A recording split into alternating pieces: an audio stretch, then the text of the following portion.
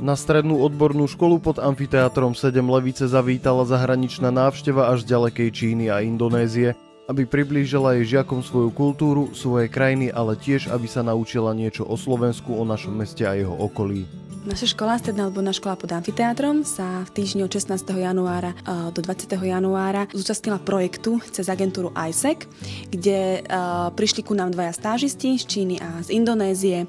Sú to študenti vysokých škôl v ich krajinách a s našimi študentami sa rozprávali na tému kultúrnych rozdielov, snažili sme sa odbúrať predsudky a venovať sa témam, ktoré sú v dnešnej dobe viac ako aktuálne. Študenti robili rôzne aktivity, hravou formou, workshopy, prezentácie, kde sa zoznamovali s kultúrou Číny, Indonézie. Naopak, my sme predstavili naše kultúrne zvyky, ale taktiež aj problémy, ktorým naše spoločnosti čelia. Stážistov sme sa opýtali na ich dojmy z Levíc a okolia.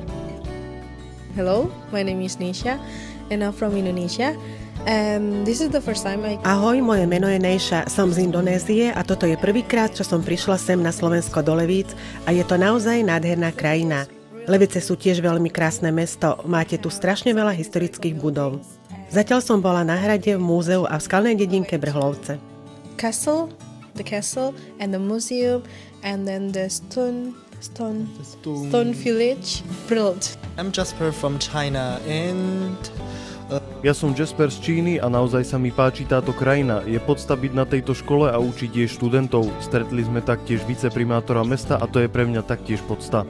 Boli sme aj na Levickom hrade a v skalných obydliach a boli naozaj nádherné. Je to pre nás niečo veľmi špeciálne, ten hrad bol naozaj obrovský a prekrásny. Prišli sme sem učiť študentov, dovoliť im spoznať samých seba, zoznámiť sa s rozmanitosťou sveta a s rozmanitosťou rôznych rás. Myslím si, že je pre nich veľmi dôležité, aby túto rozmanitosť poznali. for them to know this.